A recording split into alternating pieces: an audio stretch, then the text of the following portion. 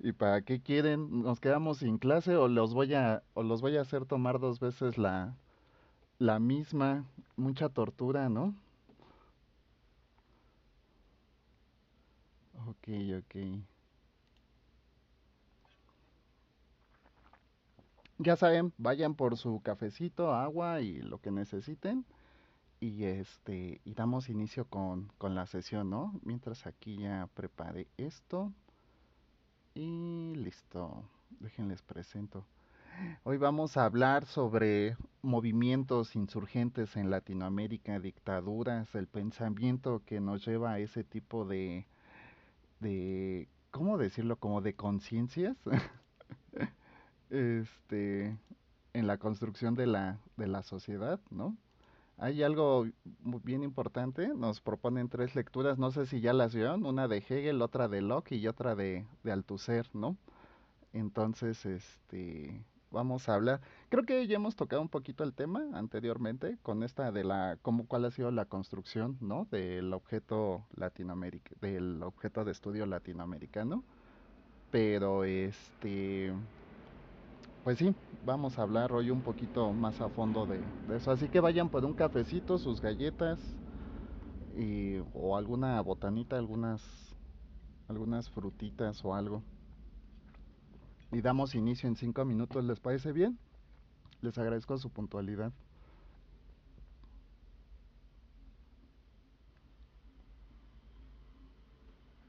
Muy bien. Entonces voy a dejar la presentación y aquí. Entonces iniciamos a las 11:08.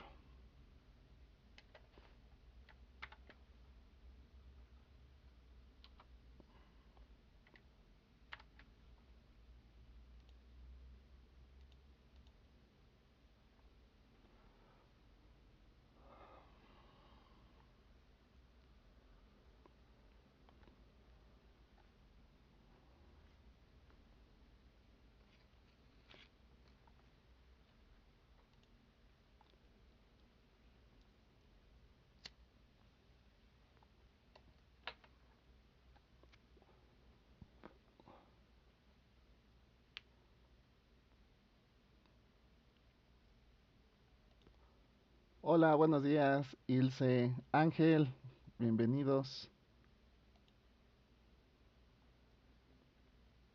Iniciamos en un momento, ¿eh?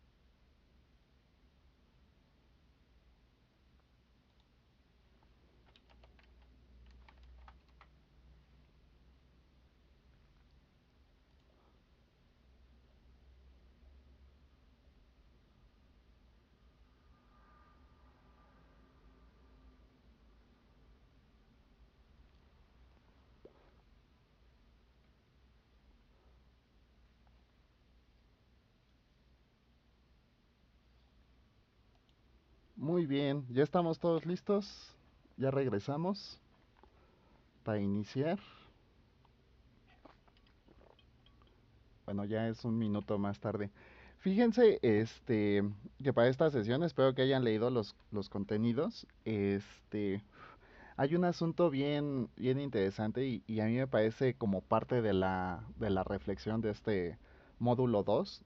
Es un poco de spoiler, pero es un acierto en cuanto a, ¿cómo decirlo? Como al propósito de reflexionar cuál es el contexto que ha predominado para que todos estos problemática que ha surgido en Latinoamérica, y me refiero a problemáticas a estas situaciones de precariedad estructural que existen en muchos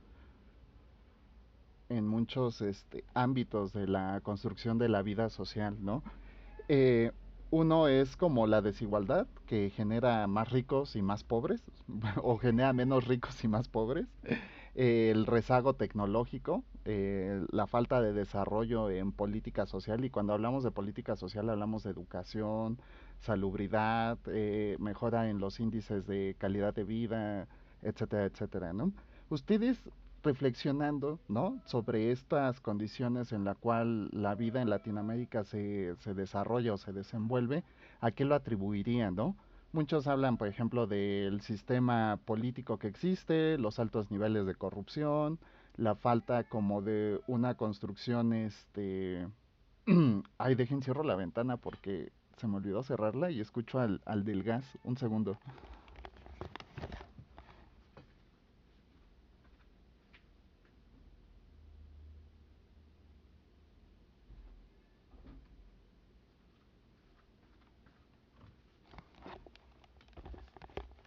Ah, ya una disculpa porque si no, este, me distrae mucho el ruido ambiental.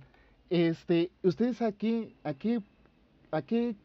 objetivo, ¿no? O por qué se dan estas condiciones de falta de desarrollo en nuestra región, ¿no? Fíjense que los contenidos dicen algo muy conclusivo y que espero que podamos, que lo puedan introspeccionar para reflexionarlo, que es que dice que no se debe, estas desigualdades, estas estructuras que generan tanta precariedad en la población, no se debe ni al sistema de partidos políticos, es decir, a la política que se instaura, ¿no? En cualquier país de la región, ni tampoco al sistema económico en el cual están insertos, ¿no? Recuerden que yo les platicaba, por ejemplo, de cuál ha sido el proceso de la construcción sociohistórica de la región latinoamericana y hablábamos de muchísimas cosas, ¿no? Como el periodo precolonial, ¿no? O el precolombino o la época prehispánica en nuestro caso. Les hablaba, por ejemplo, de la colonización, ¿no? Lo que se dio durante la época de conquista de la región, luego la colonia, ¿no? Donde se instauraron un sistema de castas, ¿no? Que regulaban la estratificación social de la vida que se estaba construyendo en esos momentos, y después pasamos a los movimientos y guerrillas armados en el siglo XX, ¿no? Hay una serie digámoslo así, de síndromes que se van presentando durante el desarrollo de esta construcción sociohistórica. Pero si no es el sistema de partidos, ¿no? ¿Y por qué no sería el sistema de partidos, que es algo que podemos ahondar? Y también por qué si no es el sistema financiero, porque digamos a nivel global hay muchísimos países que se encuentran dentro del mismo sistema financiero, que obedecen a las mismas condiciones, por ejemplo, que se tejen en estas oligarquías hegemónicas internacionales bajo los estatutos que impone, por ejemplo, el Fondo Monetario Internacional, la ONU, etcétera, ¿no? Y algunos más concretos como, por ejemplo, los objetivos del G8, ¿no? Ahora con los proyectos de desarrollo y sustentabilidad ambiental, etcétera, etcétera, etcétera. ¿Por qué? ¿No? Si la región obedece al mismo sistema en el cual están proliferando otros países u otras economías como lo podría ser la China, ¿por qué la región latinoamericana no ha tenido como ese ascenso o al menos ese desarrollo, ya no en lo tecnológico o estas cosas, sino en la mejora de la calidad de vida de los países, ¿no? Entonces, por favor, hay que reflexionar sobre eso, pero recuerden que la reflexión tiene que ir con base a la situación contextual, ¿no? De la categoría de análisis que estamos revisando. Una de esas categorías podría ser la política, la economía, la cultura, ¿no? Podríamos irnos a temas un poco más filosóficos sobre, por ejemplo, qué es la libertad. Durante el siglo pasado, las luchas de independencia ya fueron un poco menores porque se presentaron como movimientos internos o guerras civiles, por ejemplo, el caso cubano, el caso mexicano, hubo otro tipo de colonización de la cual no se pudieron desprender del todo, ¿no? En algún momento les platicaba, por ejemplo, del caso jamaiquino, ¿no? Que pues había sido una colonia primero del Imperio Británico, luego española, luego se independiza, pero en realidad mucha de su soberanía todavía está fijada en intereses externos. El asunto es este, ¿no? Y un poquito de lo que quiero que reflexionen, ¿no? Bonfil Batalla, en su libro México Profundo, habla de este México profundo que se ha construido con base a la mitigación como de la voluntad de la población.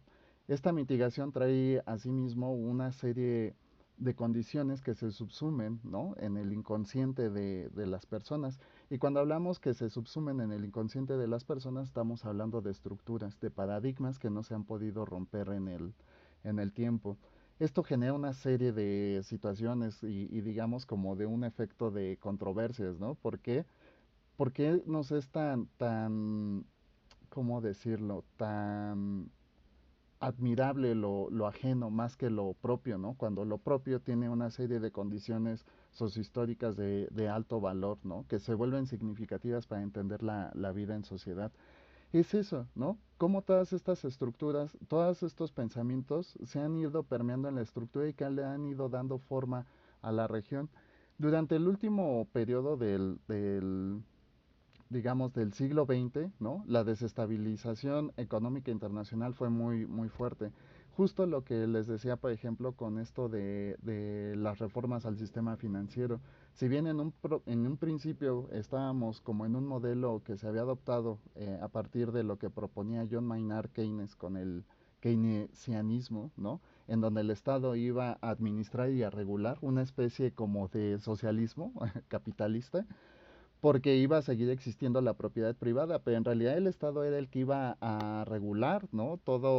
Todo el sistema mercantil y financiero, es decir, le iba a decir a las empresas en cuánto vender los productos, aunque desconociera qué costo tenían, iba a fijar los salarios y el tipo de condiciones laborales, ¿no? Para que se desarrollara esta producción. Es decir, el propósito del keynesianismo era hacer circular la moneda, ¿no? Y esto se veía reflejado, por ejemplo, lo que proponía la teoría era que si la población tenía dinero para poder comprar insumos, ¿no? Pues se iba a fortalecer la producción, ¿no? Y al fortalecerse la producción, pues iba a haber mayor dinero para poder distribuir la riqueza que se estuviera generando. Este modelo se agotó muy rápido debido a la guerra en Medio Oriente que empezó en los años 60 y que derivó en la crisis petrolera del 70-72. A partir de aquí va a empezar a haber una reforma estructural en el sistema financiero internacional. ¿Por qué? Porque entra el Fondo Monetario Internacional a regular este tipo de condiciones para resarcir lo que estaba provocando esta crisis. Esto afecta a todo el mundo, pero la región latinoamericana se vio muy perjudicada porque de repente tuvo que ofertar toda la riqueza que tenía, ¿no? A manera de dar concesiones a los regímenes imperialistas en ese momento. Entonces, ¿qué le ponía? ¿No? Cosa que revisamos con el caso mexicano en esta construcción de la época neoliberal a partir de los ochentas, pero situación que se dio en el resto del mundo y enfocándonos aquí a la región latinoamericana, ¿no? Esto trajo una serie de transformaciones no solo en lo financiero, sino en lo político, en la vida social. Hubo ¿cómo decirlo? Hubo un ferviente crecimiento, ¿no? A no velar directamente por los intereses del pueblo, de la soberanía nacional, sino para favorecer los intereses extranjeros y esto pudiera traer en algún momento riquezas, ¿no? El problema es que sí trajo riquezas, pero solo para algunos cuantos. Es por eso que durante la etapa neoliberal, ¿no? En Latinoamérica se acrecentaron las desigualdades económicas. De repente la gente, ¿no? Regresando un poquito a lo que proponía Marx, ¿no? Ya no era dueña de muchas condiciones, ¿no? De sus condiciones de vida, sino aportaban a través de su trabajo, ¿no? La posibilidad de plantear un proyecto de vida. Estas situaciones se vieron, por ejemplo, permeadas en algunos movimientos armados, como es el caso de Augusto Pinochet, ¿no? Que derroca, ¿no? Al gobierno electo de Salvador Allende. Dicen muchos que, impulsado por intereses internacionales, una situación que va a vivir Latinoamérica a lo largo de su historia. Lo podríamos ver incluso desde la época independiente de México durante el siglo XIX, con la intervención, por ejemplo, la primera intervención americana, ¿no? Que deriva en los tratados de Guadalupe Hidalgo de 1847, donde se pierde más de la mitad del territorio nacional, ¿no? Que es Nuevo México, Texas, Arizona, ¿no? México también sufrió un poco de desmembramiento regional, ¿no? Por ejemplo, todavía cuando era colonia de España, ¿no? Cuando era todavía la Nueva España, la Florida también pertenecía al territorio, pero España lo vende a Estados Unidos, ¿no? Que, según entiendo, o la leyenda dice que fueron algo así como $200,000 de la época, no sé cuánto sea en la actualidad, ¿no? Pero se lo venden a Estados Unidos. Otra cosa de los detalles imperialistas es que no siempre es por la fuerza, ¿no? Es a través de ciertos contratos donde se ceden o se concesionan ciertas partes de territorio. Otro de estos casos fue, por ejemplo, el caso de Alaska, que pertenecía a Rusia, y Estados Unidos también lo adquiere a través de una prebenda económica para en ese momento el imperio ruso, ¿no? Regresando a la razón de estos intereses imperialistas, ¿no? En realidad ya no es necesario controlar el territorio, ¿no? Hubo el sistema financiero, ¿no? Este capitalismo globalizador, depredador y demás adjetivos que quieran ponerle, tiene efectos ya no sobre la administración de una región o de un territorio, sino va más allá, va en cuanto a controlar los recursos, ¿no? De la región. Uno de estos efectos fue, por ejemplo, la guerra en Centroamérica, ¿no? Que se dio en Belice, Guatemala y Nicaragua. El asunto es que Estados Unidos ya tenía intervención, por ejemplo, en Panamá, ¿no? Porque lo que quería Estados Unidos era generar una nueva ruta comercial y para ello quería administrar la región de Centroamérica. ¿Y cómo lo iba a hacer si la intención no era apropiarse del territorio geográfico? Era a través del ejercicio del poder, ¿no? ¿Y cómo funciona esto? Pues a través de la desestabilización, ¿no? A través de enfrentar, de crear inestabilidad, de crear miedo entre la población. Entonces, todos estos movimientos y parte de la intervención americana que ha tenido, ¿no? En la región, pues se debe a intereses geopolíticos, ¿no? Es decir, administrar o delimitar, ¿no? El acceso o la expropiación de recursos, ¿no? Lo vamos a ver incluso con el caso venezolano, que se volvió una afrenta, ¿no? Entre ya el gobierno ruso y Estados Unidos, incluso más cercano ahora, con todo esto de las sanciones que le impusieron a Rusia por la guerra contra Ucrania. ¿Qué sucedió, no? Con Venezuela. Estados Unidos le aplicó un bloqueo económico muy similar al que tiene con Cuba. Sin embargo, Rusia le dijo a Venezuela, ¿sabes qué? Está bien, yo te voy a comprar todo lo que ofertabas, ¿no? A los demás países, porque además la concesión no era directamente con Estados Unidos, sino con Europa. Y le dijo Rusia a Venezuela, yo te compro todo lo que tú quieras, ¿no? Y entonces dijo Estados Unidos, ah, sí, bueno, entonces yo te voy a sacar del SWIFT, que es el sistema internacional de transferencias para pagar, ¿no? Todo este tipo de exportaciones e importaciones. Y dijo, y a ver cuánto aguantas. En realidad al principio el gobierno ruso la pasó un poco mal, ¿no? Porque su moneda se devaluó, lo que generó un número importante en la inflación, ¿no? Pero después, ¿qué pasó? Pues el rublo ruso empezó a tomar valor porque en realidad la economía se empezó a fortalecer y estos fueron acuerdos que se realizaron con China porque le dijo China a Rusia, bueno, lo que le vendes a Europa, ¿no? Te lo compro yo. Y esto entonces benefició en esta línea indirecta, tal vez, ¿no? Le beneficia a Venezuela, porque entonces los rusos a través de lo que compran los chinos, le puede comprar a Venezuela y entonces se teje una red de mercados, ¿no? Esto es en lo positivo, pero en lo negativo funciona al revés, ¿no? En lo negativo, por ejemplo, bloqueas a un país con propósitos comerciales Y entonces, sin importar cómo desarrolle su economía, pues se va a ver en la imposibilidad de acceder a ciertos recursos que son indispensables para la población. Retomando el caso de Centroamérica, pues esto se suscita de esta manera. Los americanos querían tener injerencia en la región pues para poder establecer líneas mercantiles y comerciales. ¿Y cómo lo va a lograr? A través de la financiación, ¿no? De movimientos armados. Lo vamos a ver en otras cosas y en algunas muy, muy poco racionales, como lo fue en México el proyecto Mérida, donde Estados Unidos, mete armas a México, ¿no? Les dicen, vamos a arrastrar estos armamentos en cuanto estén en manos de las sociedades criminales. No quiero decir la de crimen, ya saben, ¿no? Pero va a estar, van a infiltrar este tipo de cosas y se suscita así, ¿no? El plan era perfecto, pero después se olvidaron pues que en realidad no podían rastrearlas, alguien, no sé, se olvidó de instrumentar algún dispositivo, un GPS o algo, y al final de cuentas esas armas terminan en las manos incorrectas, ¿no? Entonces, esto es una deliberación sobre si fue intencional o no, o fue un error en la estrategia, ¿no? Regresando a este tipo de consideraciones, pues las repercusiones para la zona, ¿no? Después de un movimiento armado, de una guerrilla interna, de una guerra civil, son devastadores para cualquier país. ¿Por qué? Porque lejos de la desestabilidad económica, política y social que genera, el tiempo de reconstrucción se vuelve en periodos muy extensos de tiempo. Eso es lo que ha pasado con la región latinoamericana durante el siglo XX, ¿no? La potencialidad de poder regenerar, de poderse reestructurar a partir de estos sucesos que han permeado, pues no han permitido, porque cuando terminan una cosa empieza otra, ¿no? Y entonces esto ha limitado mucho el desarrollo y la construcción, sobre todo de un proyecto estable de nación para cada uno de los países de la región.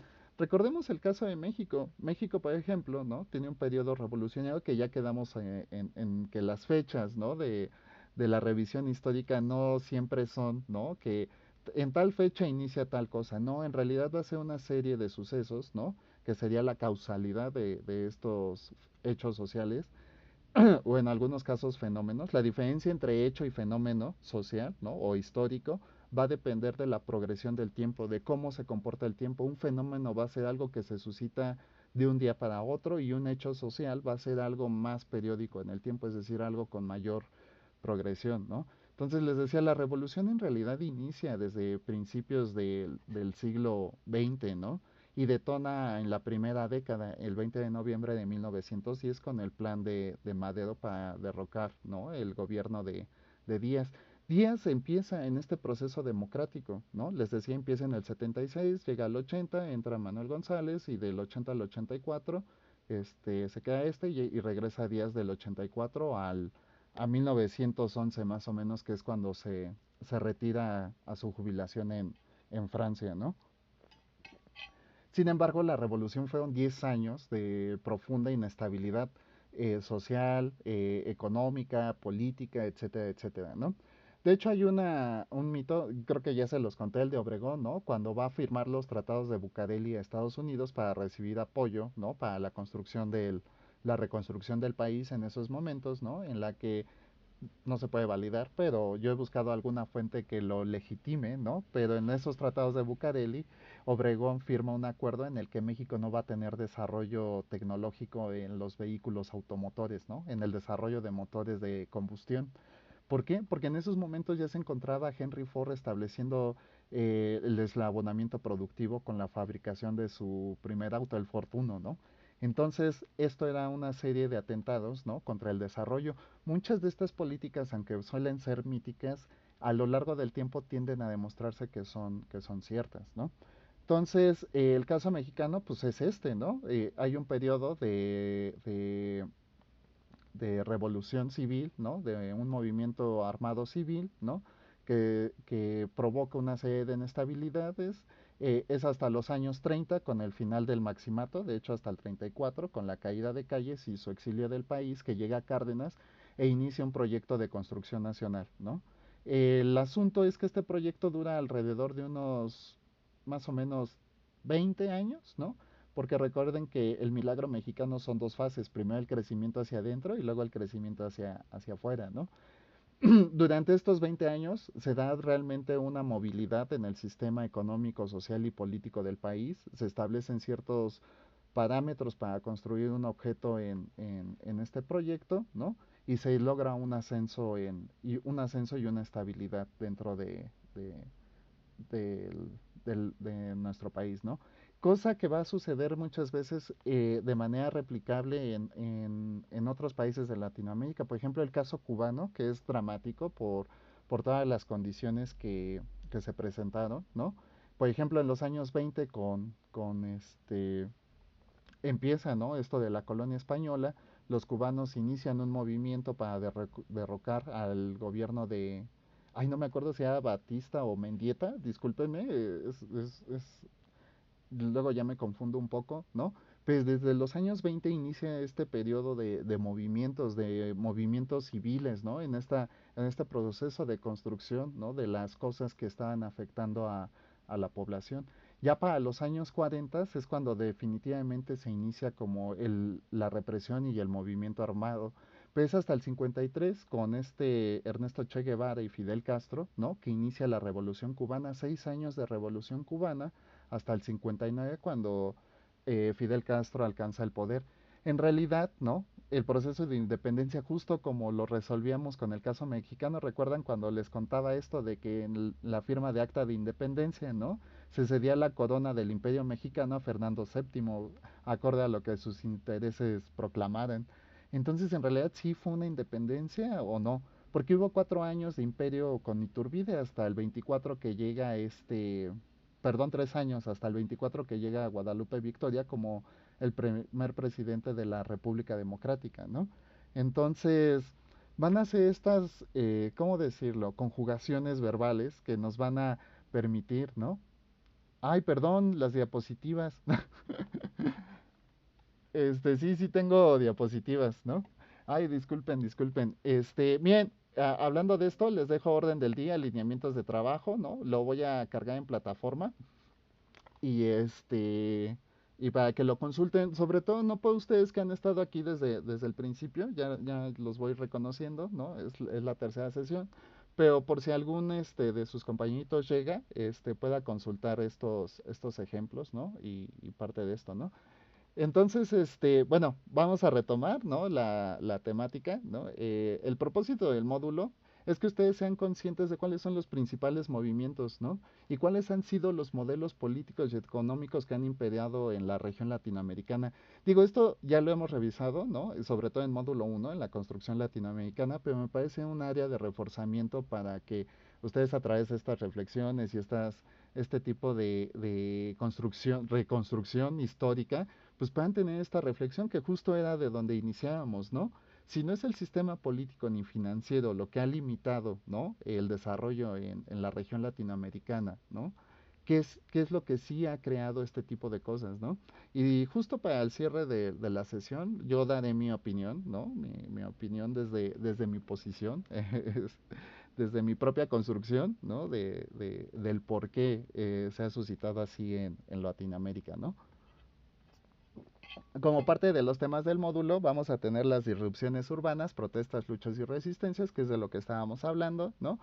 Auge y agotamiento del modelo agrario exportador, que era lo que estaba exponiendo con esto del caso mexicano, cosa que se va a replicar en Latinoamérica, ¿no? Violencias de Estado, regímenes dictatoriales, laboratorios neoliberales. Aunque en México tuvimos, digamos que dos grandes periodos dictatoriales, ¿no? El primero fue el de Porfirio Díaz y luego el de la democracia simulada del PRI durante también 74 años.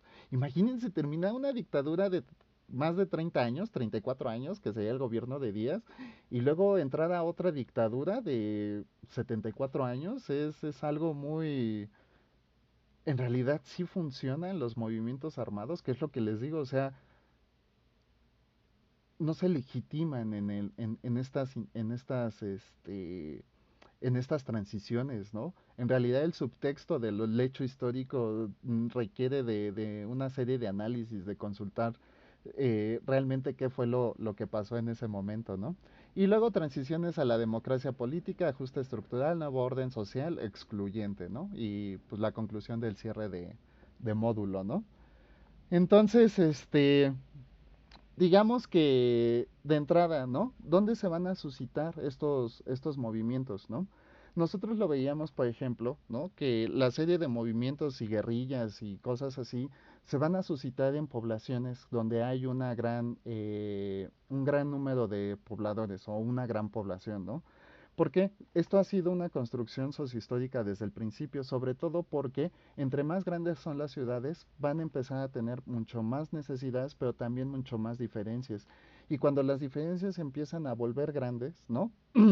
Entonces va a empezar a permear el conflicto, ¿no? Porque en las ciudades, ¿no? Que son menos complejas o que tienen un menor número de población, no hay tantos efectos de estos, porque las sociedades, ¿no? Pequeñas van a tender a autorregularse por medio de una serie de actividades, ¿no? En algún momento les decía que algunas actividades, ¿no? Que permean, ¿no? La violencia o que rigen este tipo de que evitan que estas condiciones complejas se presenten, por ejemplo, podrían ser los rituales, ¿no? No en balde, por ejemplo, en poblados, ¿no? Todos hemos ido a algún pueblo, ¿no? Y tienen la fiesta patronal, por ejemplo, el día de la Santa Carmen, ¿no?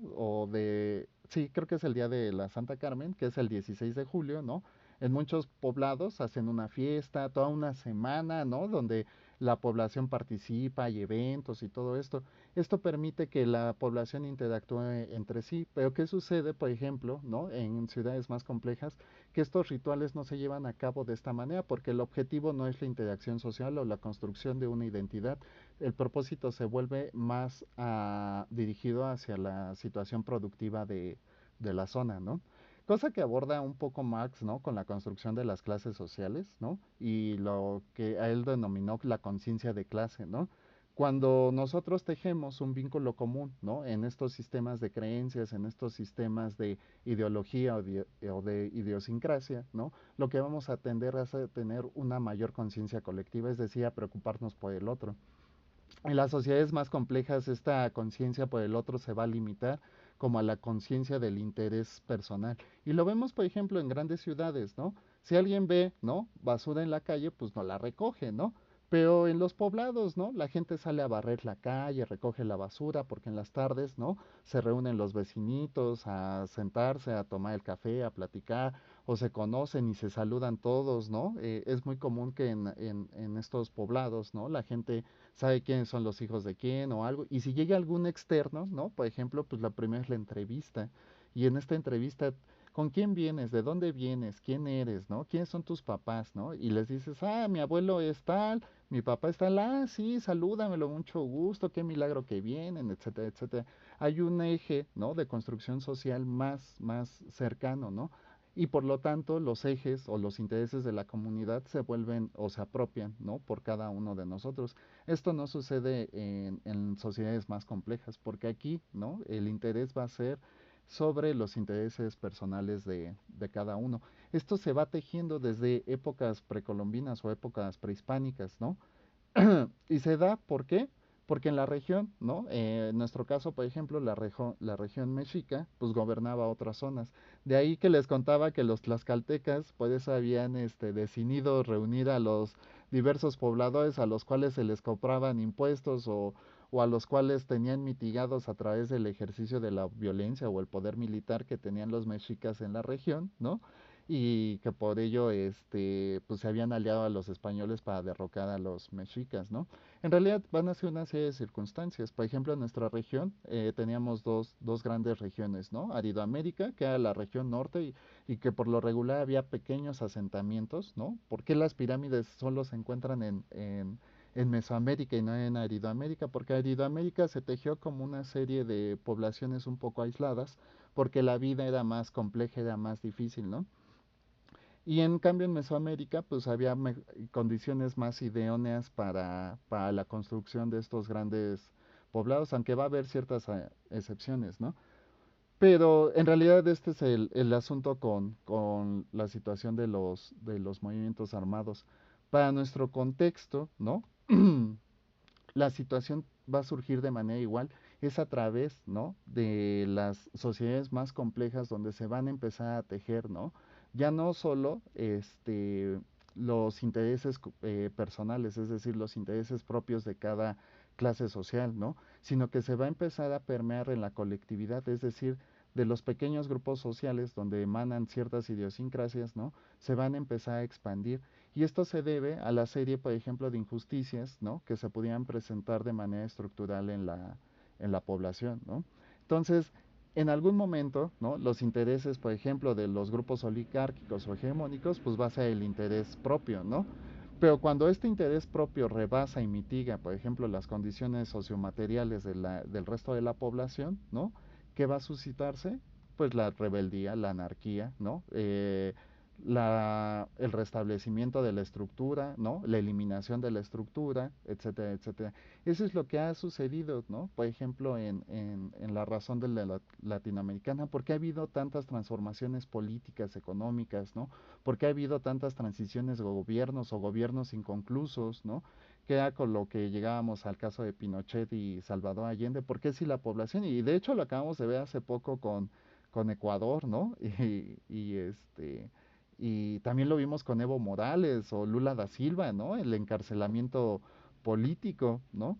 Pero bueno, van a ser ejes, ¿no? De la represión política, ¿no? Y sobre todo por la lucha de estos poderes hegemónicos en los cuales, ¿no? La población tiene una gran influencia en cuanto a qué nivel de resistencia va a presentar, ¿no?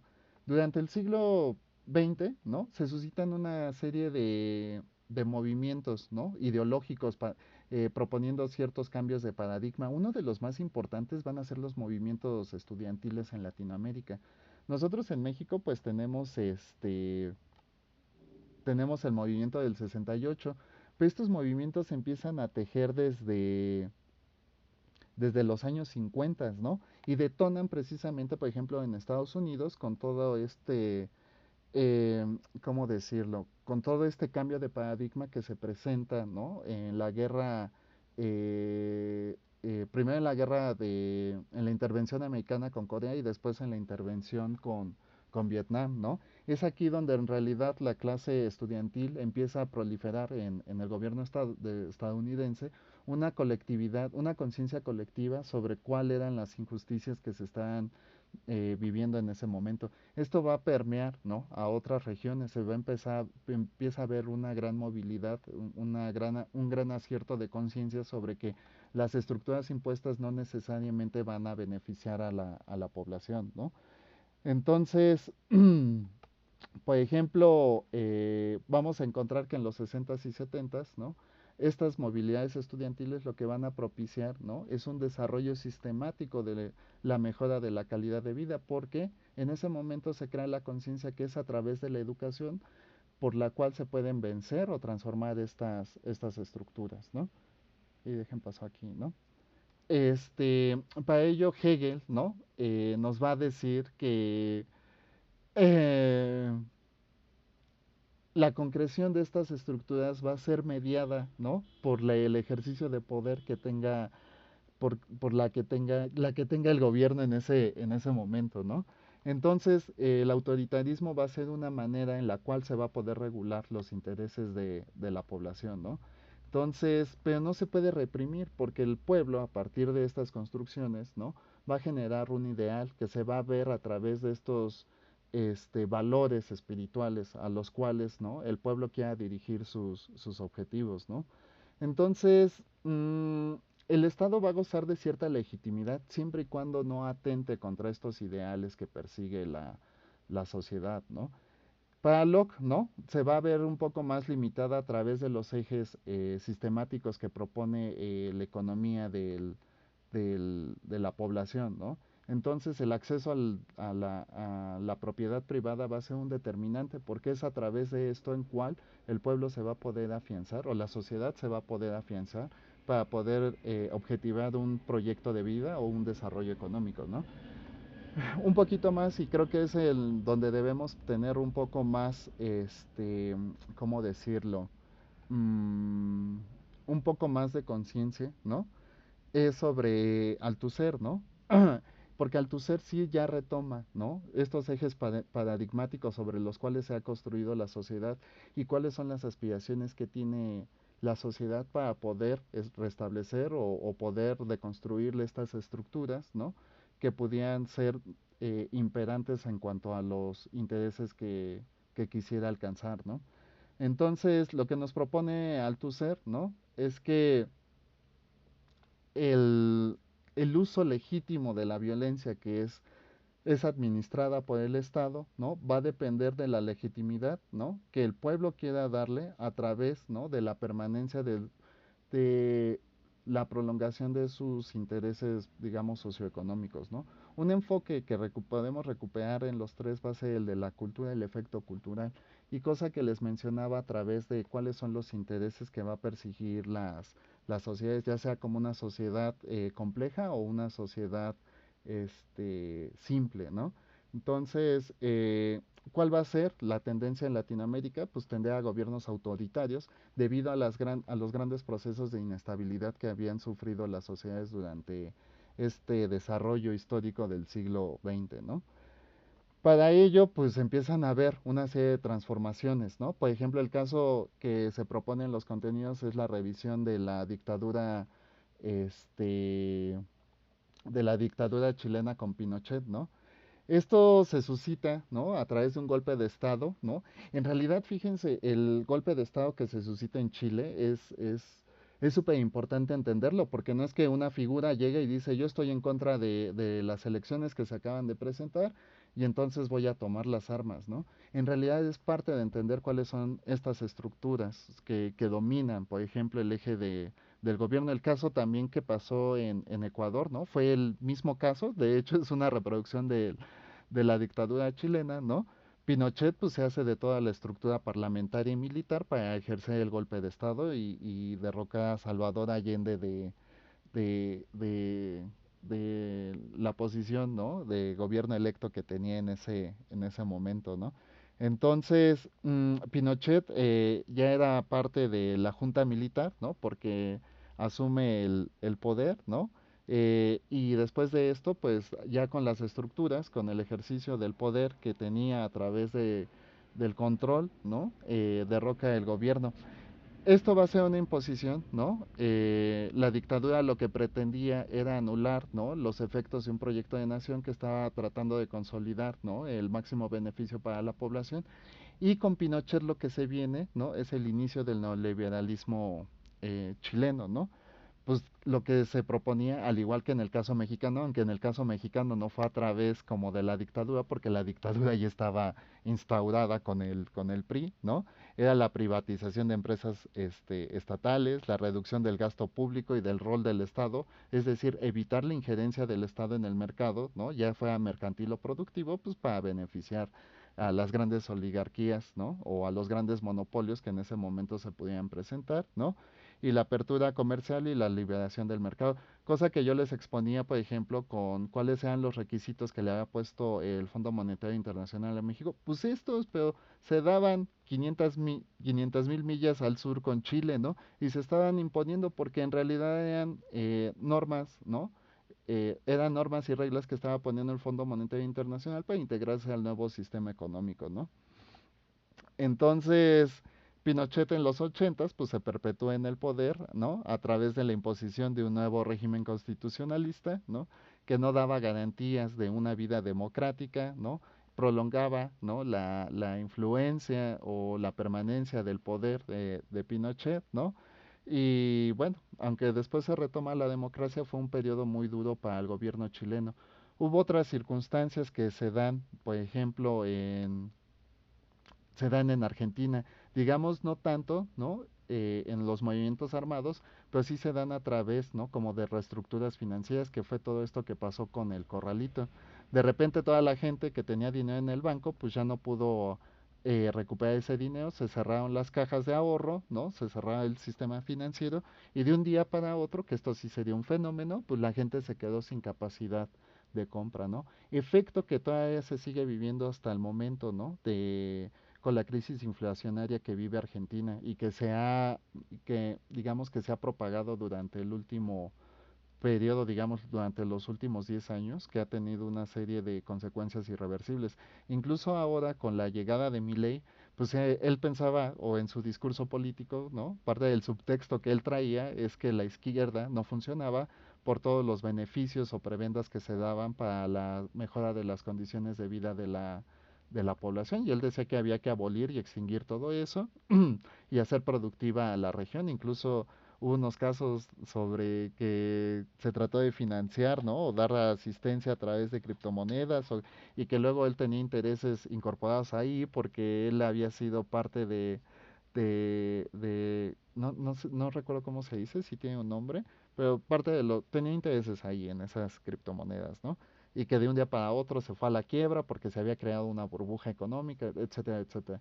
Entonces vamos a ver que todas estas series, ¿no? De movimientos que se presentan en Latinoamérica, incluso a finales todavía del siglo XX, ¿no? El caso mexicano con la llegada de Ernesto Zedillo y la masacre de Actial en Chiapas, ¿no? Y en ese momento el inicio de las acciones del EZLN en México, por ejemplo, el Ejército de Liberación Nacional, el Ejército Zapatista de Liberación Nacional, porque hay otro que es el ELN, el Ejército de Liberación Nacional, pero ese es colombiano. Empiezan a haber guerrillas internas que el Estado va a ser el encargado de reprimir. El caso Chapanico en México es dramático, es, es, es trágico, es un atentado contra la vida pública de nuestro país, ¿no? Consideración que yo de repente revisamos, ¿no? Lejos de esas vejaciones, por ejemplo, Chiapas siempre fue gobernado por el PRI. De manera legítima o de manera ilegítima, pero por ejemplo durante las elecciones de 2012, la cantidad de votación fue absoluta casi, creo que del 90%, o póngale al menos más del 80% en las elecciones, ¿no? En Chiapas eran gobernadas por el PRI. Entonces, en realidad, ¿por qué, no? ¿Qué es lo que partíamos de esta reflexión primigenia de la sesión, ¿no? ¿Por qué no hay un cambio político? ¿Por qué si el PRI, ¿no? A través de la represión, ¿no? Del ejercicio militar por el gobierno y por la administración local, ¿no? Tuvo esta serie de síndromes de atentados contra la población porque la población no buscó una transformación de la vida pública y política de su región, ¿no? Estas consideraciones van a estar suscitándose de manera, digamos, un tanto irracional en el resto de Latinoamérica, ¿no? El caso de las movilizaciones o de las guerrillas armadas en Colombia con las FARC, ¿no? Y el ELN,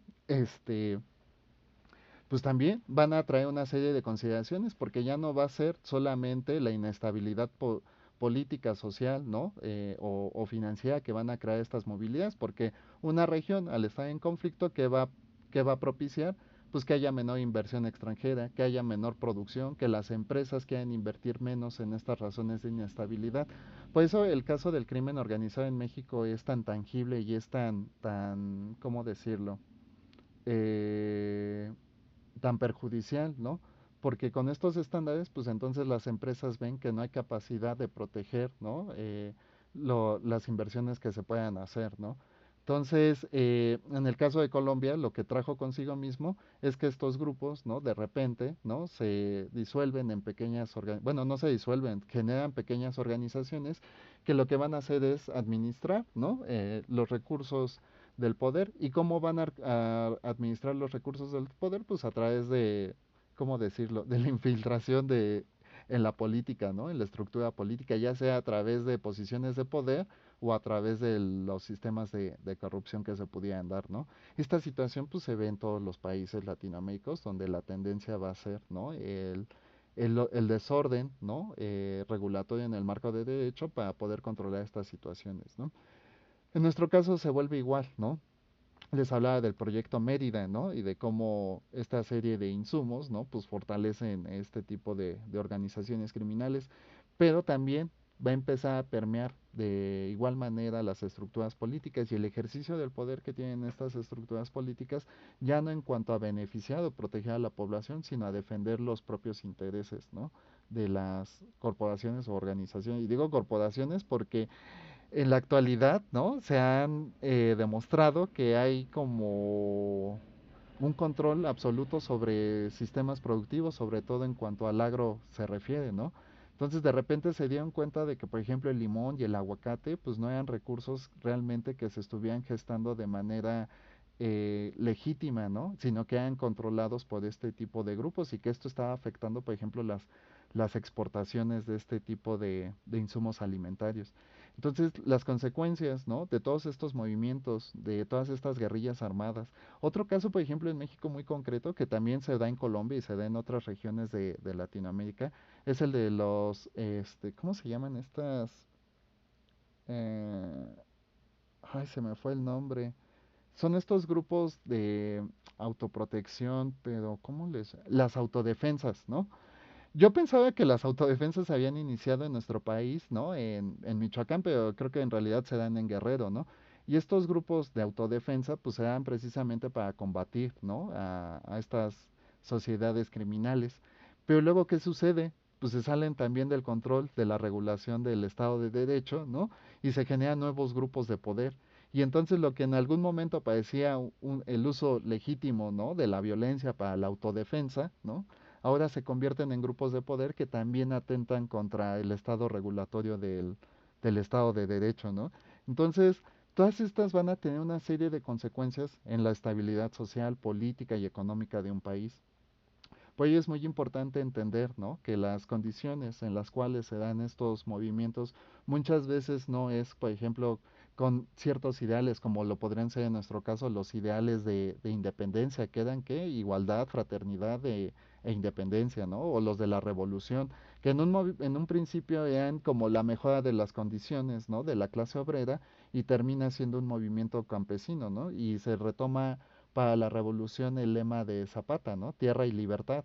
Y libertad se refiere, ¿no? No a las condiciones de yo hacer lo que yo quiera, ¿no? Lo que mi libre albedrío pudiera tejer en esta construcción socioreligiosa, sino en realidad el acceso a las oportunidades, porque estas luchas, ¿no? Se dan con base a toda la represión y a la falta, ¿no? De acceso a una mejora de vida, que era lo que proponían, ¿no? En estas huelgas de Cananea y Río Blanco, las mejoras del salario, ya ni siquiera de las condiciones de trabajo, sino del salario, ¿no? Y para los campesinos que pudieran tener acceso a las tierras para poder cultivar sus alimentos, porque la expropiación latifundista que hizo Díaz de manera tan arbitraria para favorecer a los grandes latifundios, haciendas o grandes empresas, pues lo que hacía era quitarle lo que ya le pertenecía a alguien más. Entonces, esta libertad significaba recuperar lo perdido para darles una oportunidad de desarrollo, ¿no? Cosa que se va a seguir viendo en Latinoamérica, ¿no? En los casos, por ejemplo, del desarrollo de la industria, para explotar recursos naturales como lo podrían ser los minerales o el petróleo, pues muchas veces está concesionada, ¿no? A intereses extranjeros. En el caso mexicano, por ejemplo, la industria minera está controlada por empresas canadienses, americanas y británicas, ¿no? Y algunas españolas. El caso, por ejemplo, de la generación y distribución de energía eléctrica, dicen que por el gobierno de Calderón, ¿no? Que es donde se empiezan a hacer este tipo de reformas, ¿no? Primero a las concesiones de distribución de energía eléctrica, pero que se consolidan, por ejemplo, durante el gobierno de Peña Nieto con todas las reformas estructurales. Recuerden que fueron tres grandes reformas estructurales, ¿no? La educativa, la energética y la de trabajo, ¿no? Pero en esta reforma estructural de Peña Nieto se habla que del 40% que cuando inicia Calderón, ¿no? De la concesión de la distribución y generación de energía eléctrica, con Peña Nieto pasó a más del 70%. Entonces, en realidad el país no tenía control siquiera sobre los recursos primarios, ¿no? Para la distribución y el ascenso o desarrollo de la población. El caso del petróleo, aunque por ejemplo, ¿no? La expropiación de petróleo es encargada de Pemex y todo, el procesamiento pues sigue siendo en gran magnitud un interés que se teje, ¿no? A forma de intereses extranjeros, ¿no? Porque era lo que decía en algún momento o se decía en algún momento, ¿no? En los años 80, ¿no? Que México debería tener la oportunidad de refinar su petróleo, ¿no? Pero es imposible porque si las empresas que poseen estas tecnologías, ¿no? Para hacer refinerías o para poder transformar estas materias primas, ¿no? No se les da la concesión, entonces la manera, ¿no? Política y en el ejercicio de poder es, si tú no me das la concesión, entonces yo no te vendo tecnología, ¿no? Y entonces van a ser estas grandes diferencias en cuanto al ejercicio sobre los recursos disponibles, pues lo que va a provocar, ¿no? Ciertos niveles de pobreza en la región, ¿no? Entonces, más o menos vamos entendiendo, ¿no? De por qué se dan esta serie de situaciones, este contexto, ¿no? Pero hay un punto de inflexión después del agotamiento, ¿no? Del modelo neoliberal, no porque ya no obedezca a los intereses que trae, ni porque ya no se esté llevando a cabo, ni mucho menos, sino porque hablando de una situación, pues la población se da cuenta de que este tipo de sistema financiero y económico solo ha traído mayor pobreza, que ha delimitado mucho la movilidad social y que los planes, ¿no? u objetivos de desarrollo, pues no se están cumpliendo. Entonces, lo que se ha estructurado, por ejemplo, en el discurso político es que todas este tipo de cosas, ¿no? se vuelven imprescindibles para la población. Entonces, mezclan el discurso político con el social, ¿no? Entonces, decía Peña Nieto, todas estas reformas en un principio van a traer altos costos, pero a la larga van a beneficiar a la población, ¿no? Pues en realidad no, ¿no? En realidad no. Me acuerdo cuando en el 16 sale a decir que hay una crisis inflacionaria enorme y que hay que apretarnos el cinturón para poder sacar adelante el proyecto y que por ello, porque él decía que a partir de la reforma energética del 14, ¿no? Del 2014, pues los energéticos iban a bajar más y que ya no iba a haber impuestos y que el gasolinazo se iba a acabar. Pero luego revierte esta decisión en el 16 y dice que siempre sí va a haber gasolinazos porque pues el gobierno se está quedando sin financiamiento, ¿no? Después de esto, después de la reforma, por ejemplo, al trabajo, también tiene un contradiscurso porque dice, al fin va a subir el salario mínimo y me acuerdo que su propuesta fue subir el salario mínimo 8 pesos, ¿no? En ese momento para restar el nivel de inflación que se estaba presentando en ese momento, pero en realidad no era así, no obedecía con la realidad, con todo lo que su plan de reformas estructurales había propuesto, ¿no? Entonces fue horrible para esos momentos entender, ¿no? Que lo que en el discurso político, ¿no? se había pronunciado en algún momento y que se había llevado a cambio de estas reformas estructurales, es decir, al cambio de las estructuras de cómo se iba a regular ahora, pues no habían tenido un beneficio. Es por ello que de repente pues ya se puede dar una transición política, ¿no? Esta transición política en nuestro país se gesta desde principios a finales del siglo XX y principios del siglo XXI con la llegada de Vicente Fox, ¿no? al poder. En realidad, les digo, el cambio paradigmático de la política no se suscita por el ejercicio del poder, sino porque la población tiene herramientas para limitar esto. Incluso a través del fraude o todo, pudo haber una transición de poder, ¿no?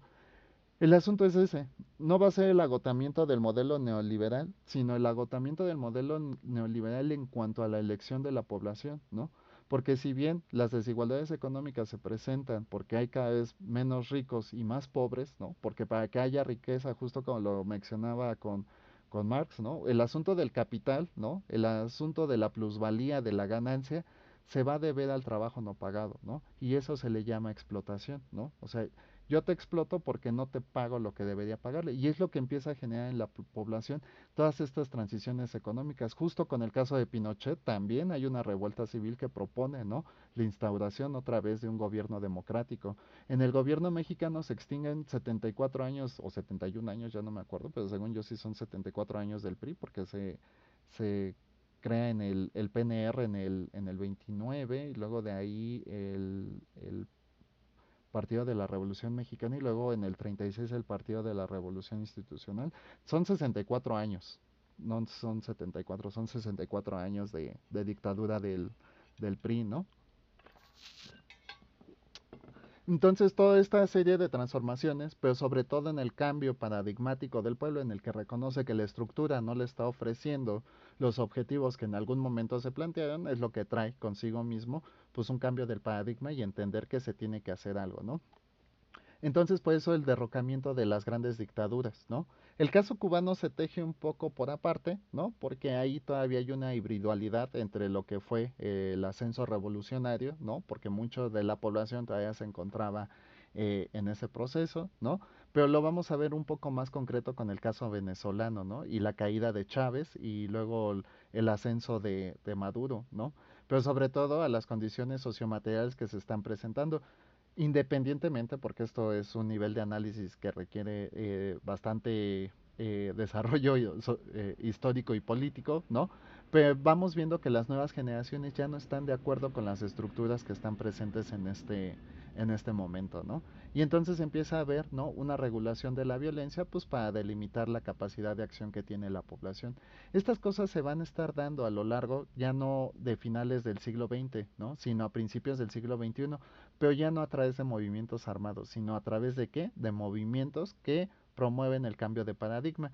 Y es entonces aquí donde empezamos a ver una concreción sobre los modelos, primero idiosincráticos de las poblaciones más pequeñas y luego de los movimientos ideológicos. En Latinoamérica lo vamos a encontrar segmentado, estas ideologías políticas, en los partidos políticos. En nuestro país, por ejemplo, había tres grandes núcleos de poder político, ¿no? Que era la izquierda, el centro y la derecha, ¿no? Y de ahí se hacen algunas conjugaciones, porque luego se vuelve hasta un poco confuso, ¿no? Porque eres de centro izquierda, eres de centro derecha, eres de, este, etcétera, ¿no? En nuestro país se tejieron estos tres grandes bloques, ¿no? El PRD en los años 80 como un partido de izquierda, porque lo que perseguía, ¿no? Era el interés colectivo, el desarrollo del máximo beneficio social, un poco centrado en estas ideas comunistas de Marx, ¿no? Que el Estado debería ser el encargado de regular y administrar las riquezas en beneficio de la población. El de centro, ¿no? Que proponía precisamente el máximo beneficio de la población, pero respetando, por ejemplo, la propiedad privada, ¿no? El libre desarrollo del sistema, ¿no? Del mercado, perdón, del mercado de bienes y servicios y del mercado laboral, y el de derecha, ¿no? En el que todos debemos ser capaces de autorregular nuestra economía y de conseguir los propósitos financieros a través de nuestros propios intereses, ¿no? Aquí va a haber una confusión de ciertas, digamos, paradigmas que se van a estructurar. Por ejemplo, la derecha lo lleva más al tema religioso, la izquierda como más a un tema de libre pensamiento, el centro va a tener como esta hibridalidad en sistemas de creencias, pero que van a ir permeando también la cultura y la ideología de la población, porque en un principio va a ser el discurso político, pero después se va a convertir en el discurso de lo social, es decir, ¿no? De qué manera me afectan, ¿no? Las propuestas que tienen. Y en algunos casos el tema socioreligioso se va a volver muy importante, sobre todo, por ejemplo, con lo que sería la derecha o la ultraderecha, ¿no? En nuestro país y en cualquier región del mundo. Caso que se vuelve también ya muy significativo, por ejemplo, en otras regiones como en Argentina, ¿no? Entonces, ¿cuál es el sistema ahora, ¿no? Que se recupera para estos cambios estructurales? Pues la libre asociación, ¿no? Y la libre asociación se va a dar por una conjugación de estas ideologías que se encuentran en la sociedad, ¿no? Entonces, ¿qué pasa, por ejemplo, ahora? ¿Cómo se dan los movimientos? A través de marchas, ¿no? Y no solo en Latinoamérica, en el resto del mundo, pero enfocados en el caso latinoamericano, ¿no? Pues ahora, por ejemplo, el Día de la Mujer, las mujeres salen a marchar, salen a hacer propuestas, y en algunos momentos hasta se legitimó, ¿no? Que el uso de destrucción, por ejemplo, de bienes públicos, ¿no? Este tipo de propuestas decían, sí, por supuesto, porque hay que mandar un mensaje al gobierno, un mensaje al poder en este momento, y es el único mecanismo que tenemos para no incurrir precisamente, ¿no? En un movimiento violento o algo, ¿no? Entonces ya no se atenta, ¿no? Contra, ¿cómo decirlo? Contra el ejercicio de la violencia que tiene el poder, sino a través del cambio de paradigma, a través de abrir conciencias y todo. Y justo es donde se empiezan a promover nuevos discursos políticos, ¿no? Es justo donde empiezan a haber nuevas transiciones hacia lo social. No en balde, por ejemplo, a principios del siglo XXI, ¿qué fue lo que imperó en Latinoamérica? El ascenso de los gobiernos de izquierda, ¿no? En Argentina con Cristina, en Brasil con Lula, ¿no? En México ya con la llegada, por ejemplo, de Vicente Fox. Vicente Fox era una contradicción política y de muchas cosas, porque se comportaba como de izquierda y pero en realidad ya de ultraderecha por el valor socioreligioso que él tenía. Incluso recuerden que nuestra constitución, pues el Estado laico es una condición que se debe no solo respetar, sino hacer valer. Pero el día que, por ejemplo, ¿no? Le dan la banda presidencial en el Congreso de la Unión, ¿no? Toma protesta y todo, ese mismo día se va a la villa a dar gracias a la Virgencita en la Basílica de Guadalupe, ¿no? Entonces, en su discurso él era de izquierda, pero digamos que en lo político y lo demás él era de derecha, y por no decir ultraderecha, pero dejémoslo en derecha, ¿no? Eh, Esa es una contradicción, pero digamos que en el resto de Latinoamérica lo que empiezan a proliferar son los gobiernos de izquierda. ¿Por qué? ¿Qué es lo que proponen los gobiernos de izquierda en Latinoamérica? Pues la anulación del neoliberalismo, es decir, recuperar las cosas, ¿no? Para el Estado, para que esa riqueza se pueda distribuir entre la población, ¿no? Entonces, todo este tipo de asistencias sociales que empiezan a proliferar a partir de los gobiernos de izquierda, ¿no? El desarrollo económico, la proyección de los planes o estrategias comerciales con otros países, ¿no? Empiezan a proliferar de una manera muy fuerte porque se empiezan a destinar estos recursos hacia la población. Estas condiciones realmente en algún momento, en algunos casos se volvieron insostenibles, por ejemplo, que fue el caso venezolano con Hugo Chávez, ¿no? Todo tenía subvenciones económicas, el petróleo. Yo tenía una amiga que era venezolana, por ahí del año 2005, 2006, digo, tenía porque ya no tengo contacto con ella, pero ella me decía que ella podía solicitar salir del país 2 veces al año y por cada salida en ese momento le daban $2,000 de viáticos, ¿no? Para que pudiera salir del país. Era un apoyo financiero que daba el gobierno, pues para este tipo de cosas. Estaban no quiero decir subvencionados, estaban subsidiados, ¿no? Por ejemplo, la gasolina decía que era súper baratísima, los alimentos eran muy baratos, ¿no? La comida era muy barata, pero que era caro, por ejemplo, súper carísimo, los conciertos. Me contaba en esos tiempos que creo que fue a un concierto de Ricardo Arjona y creo que el boleto más barato en ese momento le costó como 10,000 pesos o costaba como 10,000 pesos mexicanos, ¿no? Cuando aquí un boleto para ir a Arjona, digamos que baratillo, en esos tiempos estaba, no sé, en 400, 500 pesos. O sea, era muchísima la diferencia en el precio de esas condiciones, porque ahí ya no había subsidio, ¿no? Entonces el agotamiento de estos modelos por condiciones o por ciertos contextos internacionales que fueron lo que fueron limitando a la población en ese momento, ¿no? Y como les digo, en realidad pues, debemos estudiar con mucho cuidado este tipo de condiciones porque sí funciona y por qué funciona y después por qué fracasaron, ¿no? Fue al factor macroeconómico, fue a las limitaciones de la distribución del mercado internacional que le cerraron las puertas a Venezuela, o qué fue lo que trajo consigo esto, ¿no? Por eso, ¿no?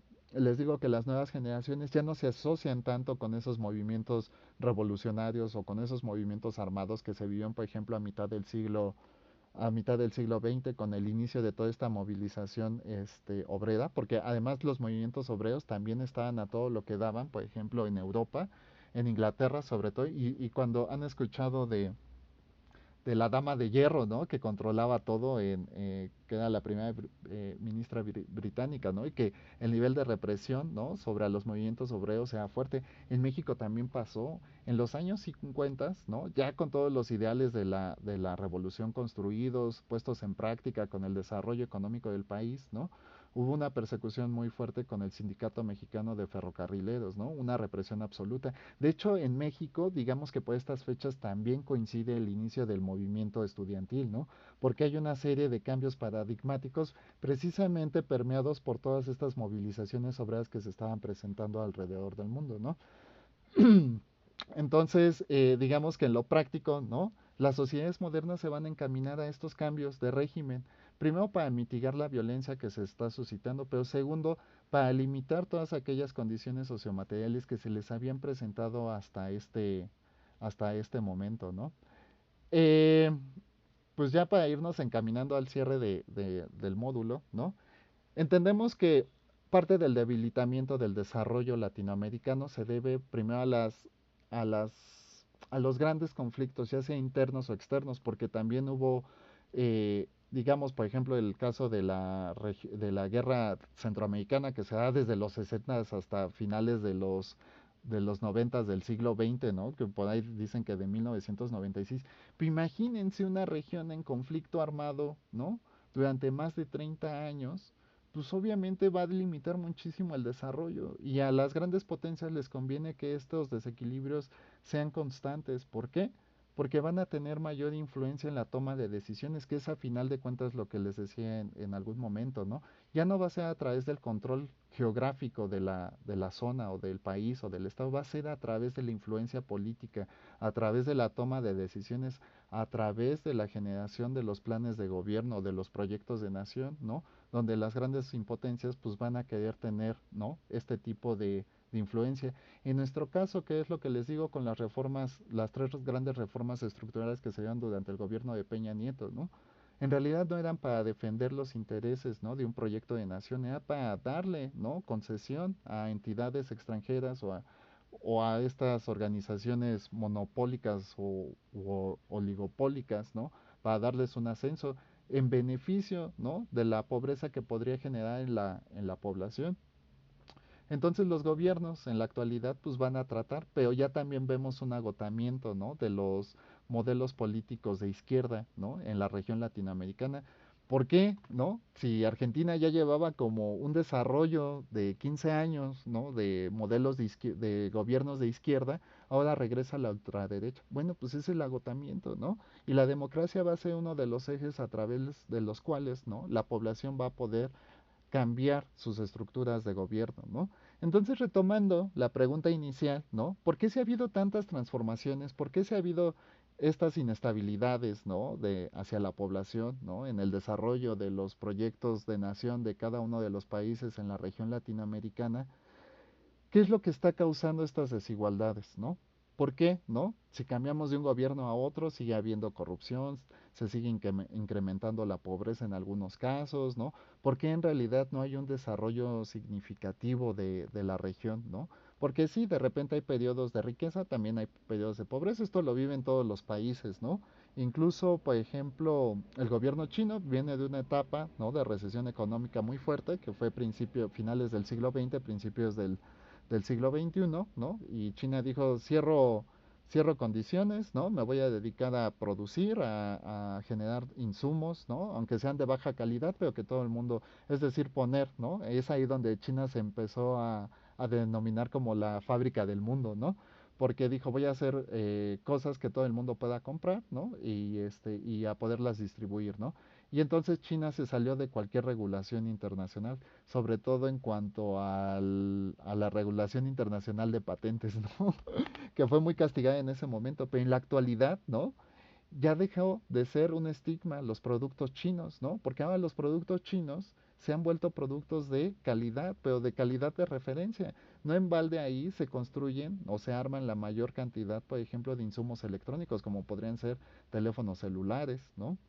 Ahora el desarrollo automotriz le está pegando muy fuerte a diferentes empresas, sobre todo a la industria americana de vehículos, ¿no? Y a la alemana, que en este caso es Volkswagen, ¿no? Volkswagen es dueña de no sé cuántas cosas, ¿no?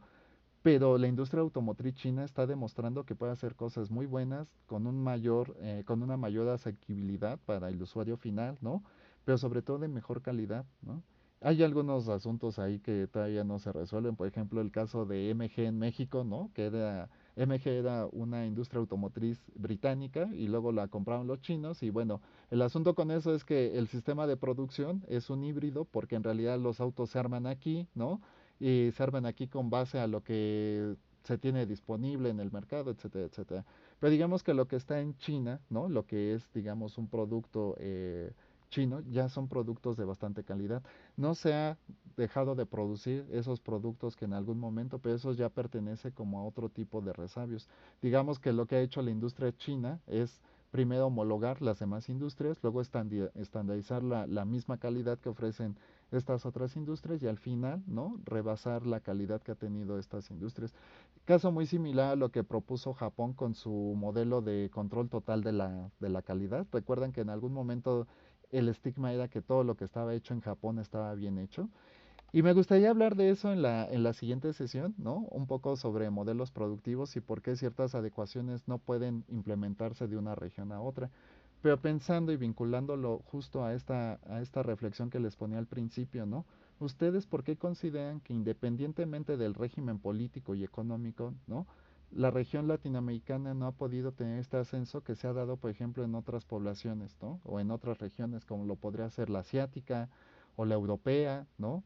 O el ascenso que tiene, por ejemplo, algunos países como lo podría ser Canadá, Suecia o Bélgica, ¿no? ¿Ustedes por qué creen, no, que la región latinoamericana parece como que está condenada a repetir los mismos patrones de desigualdad, de rezago tecnológico, a estos, ¿cómo decirlo?, estas anomalías que se han incorporado, se han integrado en las estructuras como la violencia, la criminalidad, la corrupción, ¿no? ¿Qué es lo que está, si los contenidos, ¿no? Esta reflexión que nos proponen es que independientemente del sistema económico y político no se ha podido proclamar un cambio que beneficie a la población, ¿es falta de proceso? Pues tal vez no, porque ya lo vimos, hemos ido por ejemplo, representaciones democráticas a representaciones o a dictaduras, ¿no? Hemos ido de gobiernos que han proclamado, como fue esto del ascenso y el agotamiento del régimen agrario, ¿no? De primero tener estos crecimientos de la autosustentabilidad alimentaria, ¿no? En la construcción de un proyecto y en beneficio de la población, pero ¿qué es realmente lo que está limitando, ¿no? Los ascensos, ¿no? Y el desarrollo de la región. Para mí es algo muy, muy conclusivo, ¿no? Y tiene que ver con el concepto de cultura. Y la cultura la podemos ver de dos formas, ¿no?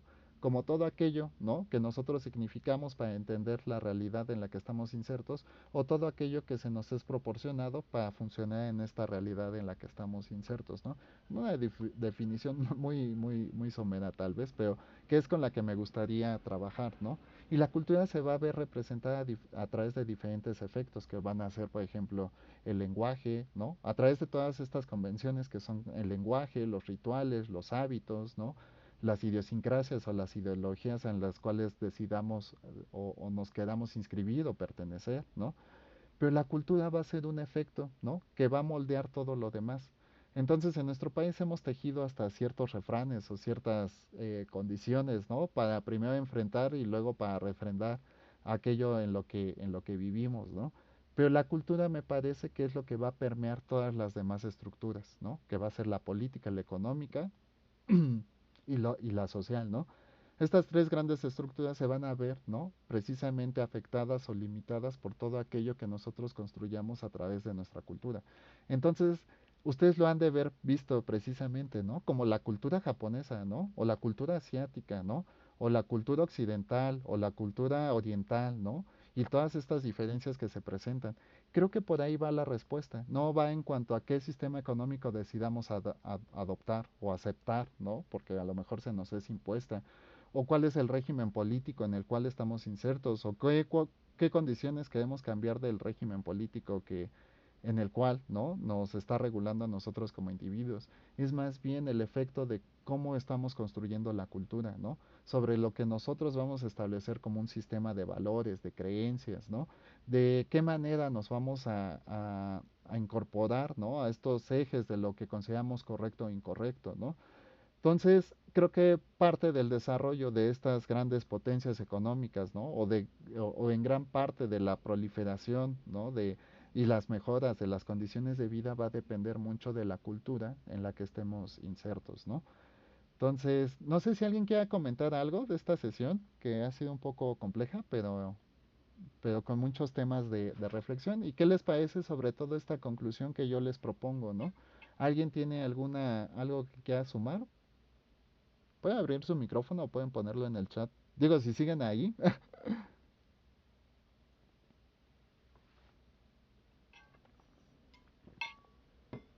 Adelante, Unice, por favor.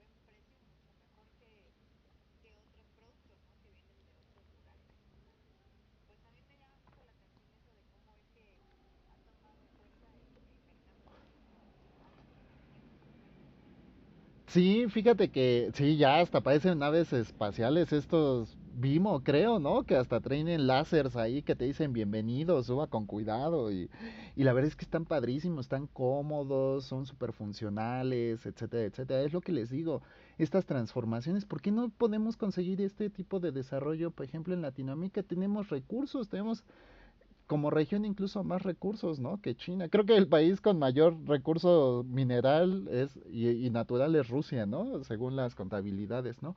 Pero tienes razón y tocas algo que es bien importante. ¿Por qué, no? A razón de la pandemia, el mercado chino creció tanto. Es ahí realmente donde podemos ver como los resultados, ¿no? Los beneficios de todo este proyecto que traían los chinos. No ay, ya iba a usar una expresión de asombro, pero es que sí se lo merece. O sea, no manchen, China redujo 800 millones de pobres, ¿no? En pobreza extrema, 800 millones, o sea, es impresionante, es como el mayor logro del proyecto chino, ¿no? O sea, las condiciones de trabajo en China son muy diferentes a lo que vemos en el sistema occidental, ¿no? Los chinos, por ejemplo, tienen como una condición de trabajo a destajo, o sea, tienen que trabajar por producto entregado. Y entonces, ¿qué hacen los chinos? Trabajan 2, 3 días a la semana para sacarlo de toda la semana y el resto de la semana descansan. Es impresionante, o sea, cómo se han atendido realmente las necesidades de una sociedad en desarrollo, ¿no? El efecto de la pandemia es que al agotar los canales de distribución, porque ese fue una de las primeras condiciones, y yo creo que aquí es donde podemos hacer como teorías de conspiración, ¿no? Pero lo primero que se suscita en la pandemia, ¿no? Es la restricción a las cadenas de distribución a nivel global, ¿no? Y entonces, ¿qué dijo los chinos? Ok, ¿no? No puedo exportar ahorita o no puedo exportar todo lo que yo produzco, entonces voy a abastecer a mi mercado interno, porque mi mercado interno es enorme y entonces puedo producir para todos ellos y le puedo dar trabajo a todos ellos y algo como recuperando el modelo keynesiano, ¿no? Le voy a dar dinero a la gente para que compre, le voy a dar trabajo a la gente para que genere dinero y esto va a facilitar y a mejorar las condiciones productivas. Pues eso es durante la pandemia, ¿no? Que le rebota al resto del mundo como estrategia agotar los canales de distribución, porque en realidad China se ve favorecida por su propio mercado interno, ¿no? Adelante Ángel, por favor.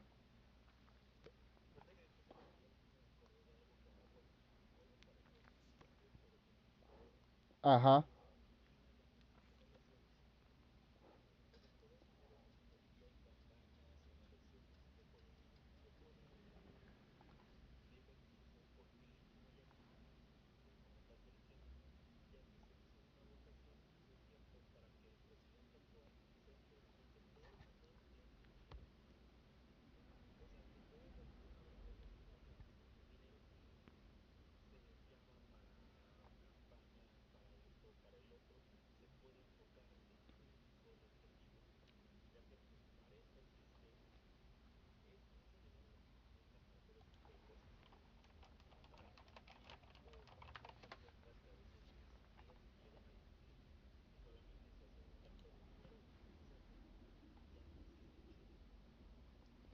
Sí, en algún momento lo mencionábamos durante el desarrollo de esto, ¿no? La transformación de la vida política depende de la población, ¿no?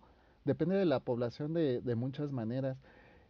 No es el único caso, o sea, también está, por ejemplo, Putin, ¿no? El caso de Xi Jinping, ¿no? Es súper importante, ¿no?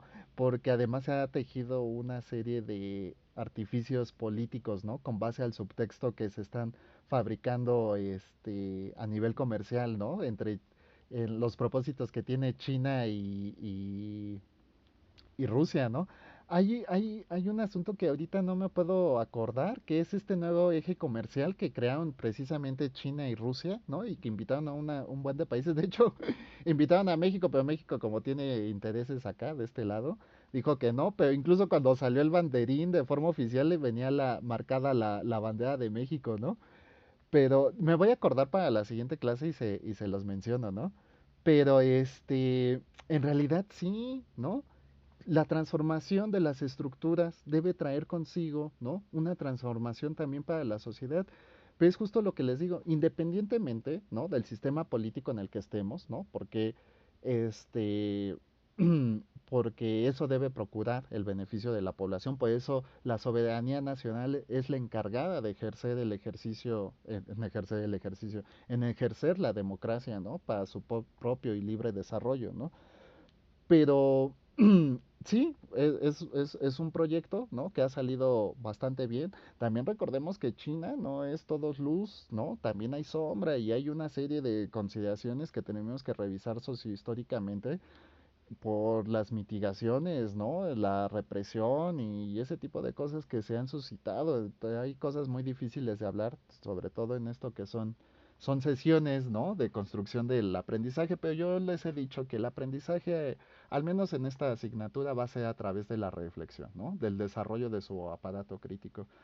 Pero sí, o sea, la proyección, ¿no? Del plan que planteó China desde finales del siglo XX y principios del siglo XXI, pues ha dado una serie de beneficios y resultados. De verdad, busquen videos, ¿no? De cómo es cómo son las grandes ciudades chinas ahora, ¿no?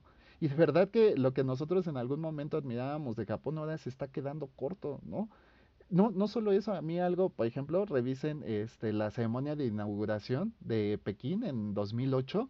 Es impresionante, creo que fue la mejor ceremonia de inauguración y será seguramente la mejor ceremonia de inauguración de cualquier juego olímpico, ¿no? Pero en realidad el desarrollo chino es un referente, ¿no? Pero sí, China tiene como todo, ¿no? Sus claroscuros y que en algún momento quizás podamos revisar.